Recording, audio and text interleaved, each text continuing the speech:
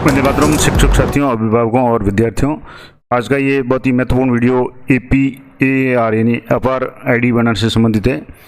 ये आईडी क्या होती है, किस तरीके से बनेगी, प्रत्येक स्टूडेंट की आईडी किस तरीके से बनेगी और किन किन बातों का विशेष रूप से ध्यान रखना है, सारी जानकारी मैं आपको दूंगा। तो सबसे पहले तो मैं आपको बता दूं कि एक आदेश है वो क्या है।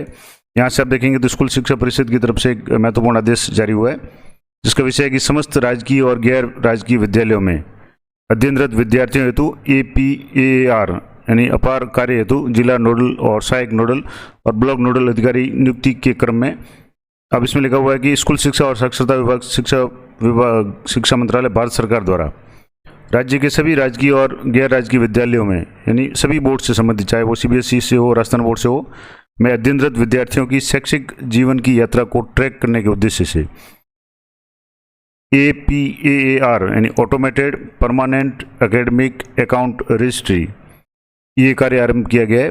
और इस हेतु प्रत्येक विद्यार्थी की 12 अंकों की एक अद्वितीय यानी स्पेशल होगी, जो और किसी स्टूडेंट की नहीं हो सकती, अपर आईडी UDICE पोर्टल के माध्यम से जनरेट किया जाना है। और इस कार्य हेतु जिला और ब्लॉक स्तर पर निम्न अधिकारियों को नोडल अधिकारी या सहायक नोडल अधिकारी नियुक्त किया गया है। अब ये आईडी किस तरीके से बनेगी, तो उससे पहले ये अपार आईडी क्या होती है, थोड़ा सा मैं आपको इसके बारे में जानकारी दे दूं। और जैसे कि आपको पता है, कॉलेज में जब स्टूडेंट एडमिशन लेते हैं तो उनको अभी सभी यूनिवर्सिटी ने शुरू कर दिया है कि उनको ABC ID academic bank of credit से ये आईडी आप बनानी पड़ती है। और इस आईडी के संबंध में मैंने विस्तार से वीडियो बना रखे हैं, कुछ स्टूडेंट की आईडी बना के भी बताई हुई है।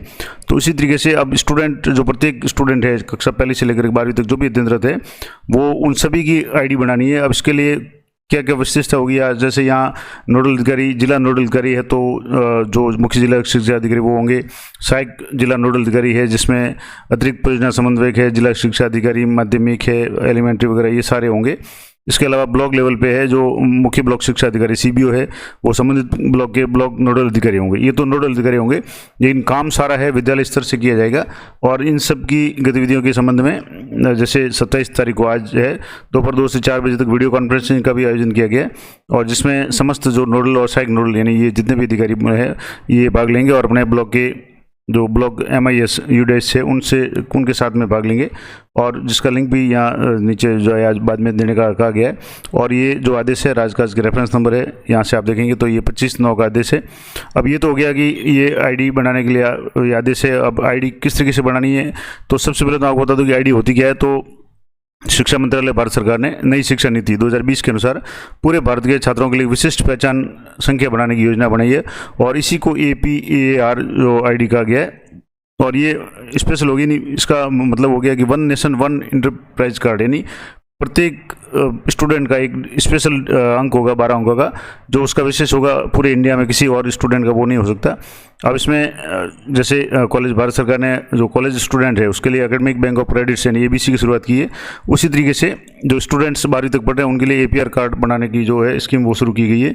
अब इसमें क्या क्या होगा, तो मैं थोड़ा सा इसको वापस इसमें जैसे यहाँ पढ़ने वाले जो भी स्टूडेंट है उनके लिए APR कार्ड आईडी शुरू की गई। और इसके लिए किन किन बातों का आपको विशेष रूप से ध्यान रखना है, डाउनलोड कैसे करेंगे वो जब भी ये बन जाएगी एक बार, उसके बाद मैं आपको बताने का प्रयास करूंगा। तो इसके लिए सबसे पहले तो आपको ये ध्यान रखना है कि माता पिता की सहमति जरूरी है, और ये आईडी बनेगी उसके लिए आधार जरूरी है, मोबाइल नंबर जरूरी है, और विशेष रूप से अभी माता पिता का भी मोबाइल जरूरी है, क्योंकि उनकी एक तरह से सहमति है। अब वो सहमति आप भले एक लेटर पे ले सकते हैं। और उसके बाद में ये जरूर ध्यान रखें कि स्टूडेंट का जो भी आधार में नाम है, विद्यालय में रिकॉर्ड में नाम है, वो सेम हो। उसमें अगर पहले कोई मिसमैच है तो उसको पहले करेक्शन करवा लें, नहीं तो एक बार APR आईडी बनने के बाद में फिर समस्या हो सकती है। तो ये सारा आप एक तरह से अच्छी तरह से वेरीफाई हुआ उसके बाद ही ये काम करें। तो यहाँ से जैसे मैं आपको पूरा स्टेप बाय स्टेप एक एक प्रोसेस बताऊंगा। माता पिता की सहमति आप ले सकते हैं, और अगर मान लो माता पिता मना करे तो आपको नहीं बनानी है, लेकिन माता पिता को आपको समझाना है कि प्रत्येक बच्चे के लिए ये जरूरी है।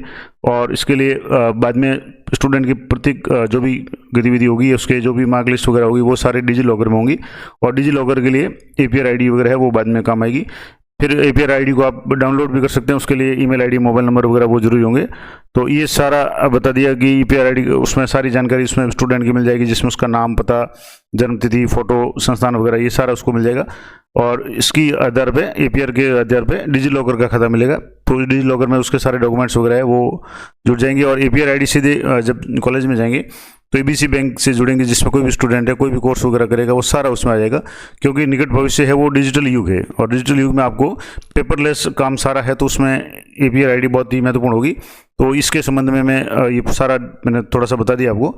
अब एक बार आईडी जनरेट कैसे होगी, तो इसके लिए आपको यहाँ सबसे पहले आपको UDICE पोर्टल पे आना है, और 12वीं तक के जो भी स्टूडेंट है उनकी आईडी है अभी विद्यालय स्तर से होगी। उसके बाद में जैसे एबीसी आईडी है वो व्यक्ति स्टूडेंट को अपने पर्सनल लेवल पे जनरेट करनी पड़ती है, तो वो भी मैंने बनाई हुई है। उसके भी संबंध में 2-3 वीडियो बनाए हुए हैं, लेकिन वो कॉलेज स्टूडेंट के लिए, विद्यालय के जो स्टूडेंट उनके लिए आपको यहाँ से UDICE पे पोर्टल पे जाना है, और यहाँ से UDICE पोर्टल पे जाने के बाद आपको किस तरीके से काम करना है, किस तरीके से स्टूडेंट की मैं आईडी आपको लाइव करके बताऊँगा। तो वीडियो थोड़ा सा लंबा होगा, लेकिन पूरी जानकारी के लिए आप वीडियो पूरा जरूर देखें। अब कई लोगों की शिकायत होती है कि मैं थोड़ा सा फास्ट बोलता हूँ। अब समस्या ये है कि अगर फास्ट नहीं बोले तो आप फॉरवर्ड करके या फास्ट फॉरवर्ड करके देखेंगे, फिर भी कोशिश करूँगा कि मैं आपको उचित गति से बोलूँ, ताकि आपको सारी बातें एक एक स्टेप बाय स्टेप समझ में आ जाए। तो चलते हैं UDICE पोर्टल पे। तो जैसे कि मैं आपको बता रहा था, सबसे पहले आपको UDICE पोर्टल पे आना है, और UDICE पे आपको यहाँ से क्लिक करके आपको लॉगिन हो जाना है। यहाँ से जैसे ही UDICE पे लॉगिन होंगे तो आपके सामने जो भी आपके विद्यालय के UDICE कोड है, उससे पहले आप UDICE student data management system SDMS इस पे अपना है, और यहाँ आपको अपना स्टेट सेलेक्ट करना है। जैसे मैं राजस्थान सेलेक्ट कर रहा हूँ, और राजस्थान सेलेक्ट करने के बाद में आपको गो पे क्लिक करना है। जैसे आप गो पे क्लिक करेंगे तो आपको जो भी आपके आईडी पासवर्ड है वो आपको इंटर करने, थोड़ा सा स्क्रीन में बड़ा करेंगे। तो अब यहाँ आपके सामने इस तरीके से आ जाएगा, करंट एकेडमिक ईयर 24-25 और पुराना 23-24 है। अब आपको 24-25 में जाना है, और यहाँ 24-25 पे आप क्लिक करेंगे तो यहाँ एक तो ये ओपनिंग मैसेज आ जाएगा, ये आप एक बार इसको क्लोज कर लें। अब यहाँ एक इंपॉर्टेंट बात आपको बता दूँ कि यहाँ से जैसे आप यहाँ ये आप इस साइड में देखेंगे लेफ्ट साइड में, तो यहाँ प्रोग्रेशन एक्टिविटी वगैरह है, इसके ऊपर एक APR मॉड्यूल दिया हुआ है। यहाँ आप देखेंगे तो ये APAR मॉड्यूल दिया हुआ है। इस मॉड्यूल पे यहाँ क्लिक करेंगे तो आपके सामने ये आ रहा है, सॉरी नो रिकॉर्ड फाउंड, यानी अभी तक कोई भी APR आईडी किसी भी की जनरेट नहीं है। यहाँ total enrolment 0, total generated ID 0 और पेंडिंग आईडी 0, यानी किसी भी स्टूडेंट की कोई भी आईडी बनी हुई नहीं है। अब मैं आपको एक स्टूडेंट की आईडी आपको लाइव करके बताऊंगा। उससे पहले जो इंपॉर्टेंट बातें आपको ध्यान रखनी है मैं आपको वो बता दूं।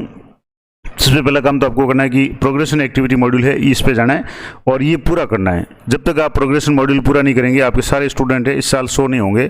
तो यहाँ से आप जैसे यहाँ व्यू समरी पे जाएंगे, तो यहाँ मैं व्यू समरी पे जाकर बता देता हूँ कैसे चेक करना है आपको। तो यहाँ व्यू समरी पे जैसे आप जाएंगे तो यहाँ आपके सामने टोटल इनरोलमेंट है 324 हो रहे हैं, और कंप्लीटेड 324, पेंडिंग 0, यानी schools progression has been finalise. ये स्कूल का प्रोग्रेशन फाइनलाइज हो चुका है। अब सारे स्टूडेंट है जो 23-24 में थे वो सारे 24-25 में आ चुके हैं। तो ये आप जरूर ध्यान रखें, जब तक ये काम नहीं होगा तब तक जो स्टूडेंट है वो नई कक्षा में शो नहीं होंगे, यानी वर्तमान कक्षा में शो नहीं होंगे। तो ये काम आप कर लें। अब जैसे APR मॉड्यूल यहाँ क्लिक करेंगे तो APR मॉड्यूल में आपको यहाँ से जैसे क्लास सेलेक्ट करनी है। मैं एक 12वीं के स्टूडेंट की यहाँ डिटेल्स आपको बता देता हूँ। यहाँ से जैसे मैंने एक स्टूडेंट को 12वीं सेलेक्ट की, यहाँ से सेक्शन सेलेक्ट कर लिया, जैसे ये सेक्शन कर लिया और गो पे क्लिक करेंगे। तो ये गो पे क्लिक करने के बाद इस तरीके से आपके सामने यहाँ एक स्टूडेंट का नाम आ जाएगा, यहाँ दूसरे स्टूडेंट किस तरीके से स्टूडेंट क्लास स्टूडेंट के PN नंबर, ये PN नंबर है, परमानेंट एजुकेशन नंबर, ये भी विशेष नंबर है। स्कूल जो प्रोफाइल स्टेटस है ये कंप्लीट बता रहा है, स्टेटस पेंडिंग और APR आईडी नॉट अवेलेबल बता रहा है, और एक्शन में जनरेट आ रहा है, और बाकी के एक्शन में अभी जनरेट का ऑप्शन काम नहीं कर रहा है, इसमें जनरेट का ऑप्शन काम कर रहा है, यानी इसकी आप जनरेट कर सकते हैं, बाकी किसी का भी जनरेट नहीं कर सकते। तो जैसे आप जनरेट करना चाहेंगे तो यहाँ से तो इसकी तो जनरेट हो जाएगी, लेकिन अगर मान लो यहाँ आपके सामने जनरेट का ऑप्शन नहीं आ रहा है तो आपको क्या करना है, यहाँ से जैसे आप जनरेट पर क्लिक करेंगे तो एक मैसेज आएगा आपके सामने, एक तरह से वार्निंग मैसेज कह सकते हैं, या मैसेज आ रहा है। इसमें इंपॉर्टेंट बातें हैं वो लिखी हुई है कि APR आईडी जनरेशन डिसेबल्ड, यानी ये APR आईडी जनरेट करने का जो प्रोसेस है डिसेबल्ड किया हुआ है पर्टिकुलर स्टूडेंट के लिए। क्यों किया गया है या कैसे इसको शुरू करेंगे, तो यहाँ से please ensure following conditions before proceeding for APR ID generation, यानी APR आईडी जनरेट करने से पहले निम्न बातों को विशेष रूप से ध्यान रखें। पहला है कि students basic profile should be updated, student का जो बेसिक प्रोफाइल है वो अपडेट होना चाहिए। दूसरा, student should have a unique PN number, तो यहाँ उसके PN नंबर होने चाहिए। यहाँ से जैसे आप देखेंगे तो ये PN नंबर मैंने अभी आपको बताया था। इसके अलावा Aadhaar details should be provided and verified, Aadhaar details उपलब्ध हो, प्रोवाइड की हुई हो और वेरीफाइड हो, ये जरूर ध्यान रखें। तो मैं पहले ही आपको कह चुका हूँ कि जो भी स्टूडेंट है उसके आधार में नाम है, डेट ऑफ बर्थ है और उसकी स्पेलिंग नाम की वगैरह वो, और स्कूल रिकॉर्ड में और UDICE को पोर्टल पे सभी जगह एक जैसी होनी चाहिए, नहीं तो फिर बाद में समस्या हो सकती है। तो ये जरूर ध्यान रखें। अगला है students name in school record, student का नाम स्कूल रिकॉर्ड में और name as per Aadhaar should be same. Aadhaar में और स्कूल के नाम में सेम होना चाहिए, स्पेलिंग वगैरह आप अच्छी तरह से इस स्टूडेंट की देख लें। और पांचवा है कि mobile number should be updated in the student profile, student के प्रोफाइल में मोबाइल नंबर अपडेट होना चाहिए। तो ये 4-5 चीज़ें हैं वो आप विशेष रूप से ध्यान रखें कि ये चीज़ें स्टूडेंट के लिए होनी जरूरी है। एक तो आपके मोबाइल नंबर हो गया, एक आपके आधार नंबर हो गया, एक आपके PN नंबर हो गया। ये सारी चीज़ें एक बार आप चेक करेंगे, कैसे चेक करेंगे मैं बता दूंगा। और उसके बाद में मोबाइल, आधार और PN नंबर, ये विशेष रूप से आप ध्यान रखें। और उसका नाम वगैरह है वो बिल्कुल सेम होना चाहिए जो स्कूल में है। अब ये सारा हो जाने के बाद में आपको कैसे यहाँ जनरेट बटन कैसे लाना है, उसके बाद में एक स्टूडेंट का मैं आपको जनरेट करके बता दूंगा। तो यहाँ से जैसे मैं एक स्टूडेंट को यहाँ से आपको सबसे पहले जाना है स्कूल डैशबोर्ड पे। यहाँ स्कूल डैशबोर्ड पे आप जैसे क्लिक करेंगे तो यहाँ के सामने स्टूडेंट की जो भी डिटेल्स है वो सारी शो हो जाएगी। अब यहाँ कक्षा शो हो जाएगी, जैसे टोटल स्टूडेंट है, टोटल बॉयज़, टोटल गर्ल्स और ये ट्रांसजेंडर वगैरह ये सारा है। लास्ट अपडेट डिटेल्स जैसे 27/9 यानी आज की तारीख आ रही है।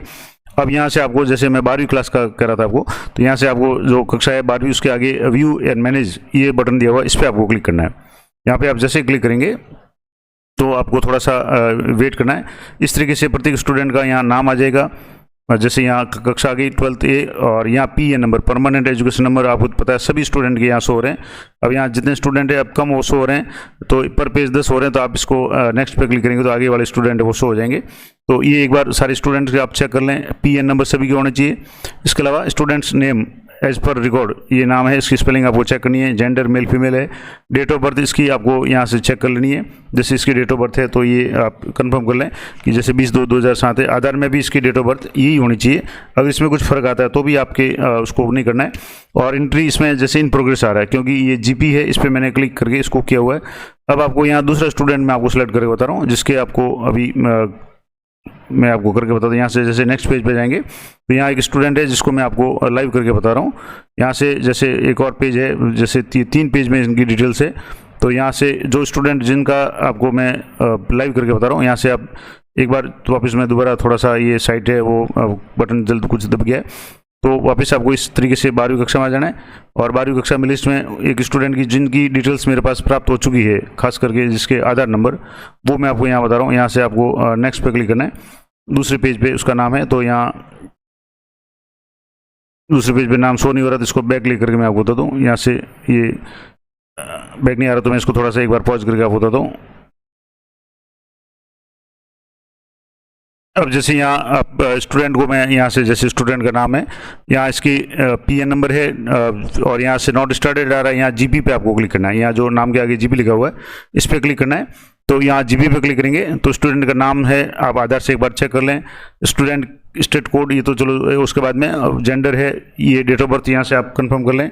इसकी डेट ऑफ बर्थ जैसे 24/9/2006 है तो 24/9/2006 उसकी आधार में भी होनी चाहिए, स्कूल रिकॉर्ड में भी होनी चाहिए। फादर का नाम आ रहा है, मदर का नाम आ रहा है। यहाँ इसके आधार नंबर है, तो आधार नंबर आप एक बार इसके वेरीफाई कर लें कि वास्तव में आधार नंबर यही है, नाम आ रहा है और ये एड्रेस पूरा आ रहा है। और इसके अलावा जो भी डिटेल्स इसमें मांगी हुई है, जैसे कैटेगरी है, माइनॉरिटी ग्रुप नोट वगैरह, ये सारा करने के बाद यहाँ से आप इसको सेव करेंगे। ये सारी डिटेल्स आप देख लें एक बार सही हो, जिसमें सारे जैसे यहाँ विशेष रूप से यहाँ गार्जियन का नाम यहाँ जरूरत नहीं है क्योंकि पेरेंट्स का नाम आ रहा है, और यहाँ से डेट ऑफ बर्थ वगैरह ये सारी आ रही है। अब यहाँ से जैसे यहाँ के गार्जियन के मोबाइल नंबर भी यहाँ शो हो रहे हैं, तो ये मोबाइल नंबर आ गए। इस तरीके से आप सारी डिटेल्स यहाँ एक बार चेक कर लें, और चेक करने के बाद अगर कुछ करेक्शन करना चाहते तो यहाँ से आप करेक्शन कर सकते हैं, और नहीं तो यहाँ से आपको सेव करना है। यहाँ जैसे आप सेव करेंगे तो ये एक बार सेव हो जाएगा, और मैं आपको बता दूंगा इसका आगे जो जनरेट का मॉडल, यहाँ से जैसे जनरल डाटा अपडेटेड सक्सेसफुली। अब आप क्लोज पे क्लिक करेंगे, अब आप वापस इस पे जाएंगे, जैसे ये तो हो गया डैशबोर्ड। अब वापस आपको APR मॉड्यूल पे जाना है।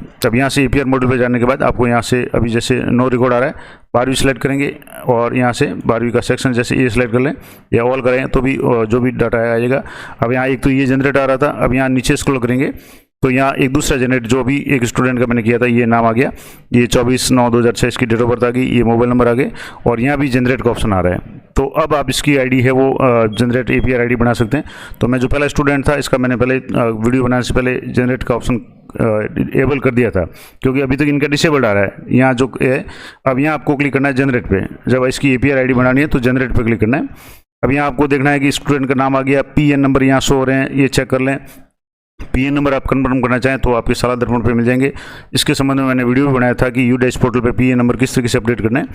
डेट ऑफ बर्थ यहाँ से चेक कर लें। अब यहाँ do you want change Aadhaar details, अगर आधार की यहाँ नंबर है एक बार चेक कर लें, उसके आधार के नंबर यही है, लास्ट के 4 डिजिट शो हो रहे हैं। नेम एज पर आधार, आधार पे नाम ये है, ये कंफर्म कर लें।